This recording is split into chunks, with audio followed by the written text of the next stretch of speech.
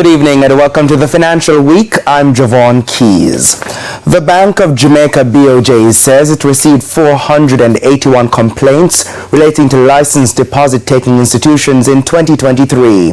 The central bank says this represents a 64.7% increase in the number of complaints compared to the 292 reported in the previous year.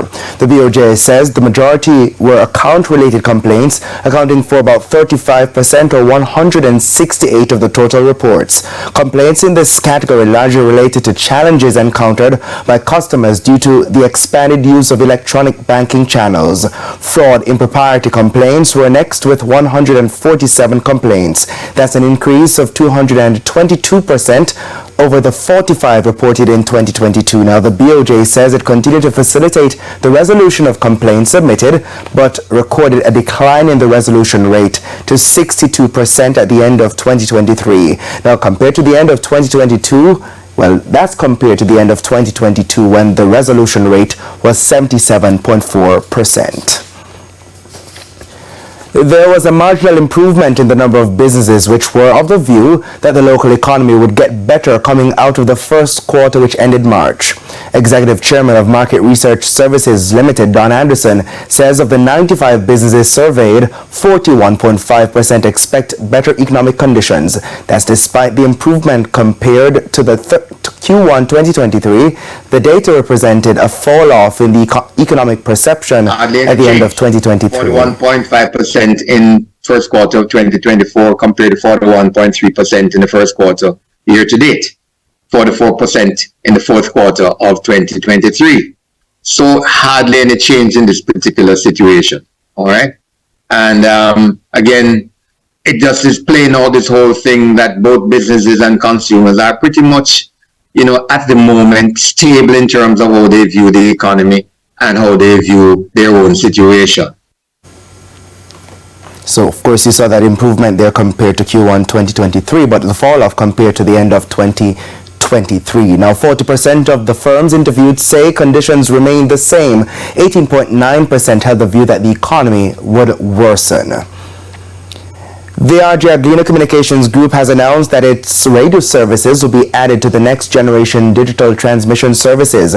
This forms part of the digital switchover process, which is mandatory for local free-to-air television service providers. In a release, the group, which includes this station, Television Jamaica, announced that the move will see its 5 radio services added to the ATSC 3.0 television broadcast delivery. The company says this will make it the first broadcaster globally to provide this integrated service. Now, in January 2022, Television Jamaica helped Jamaica to become the 3rd country behind the United States of America and South Korea to adapt and integrate the ATSC 3.0 TV standard. This will allow free-to-air users to access high-definition broadcast via over-the-air signals through their televisions.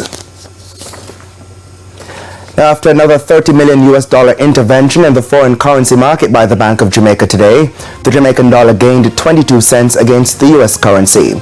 This brings to $60 million the value of interventions this week alone, and $150 million since the start of the month.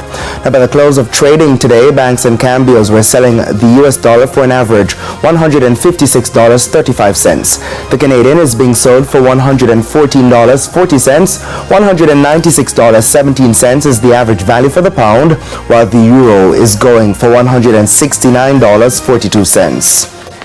And finally, the JSE Index lost 2,142 points today, while the Junior Market Index gained 36 points. Now, the 42 winners were led by MFS Capital Partners, First Rock Real Estate Investments, US dollar shares, Knutsford Express Services, Mailpack Group, and Lasco Financial Services.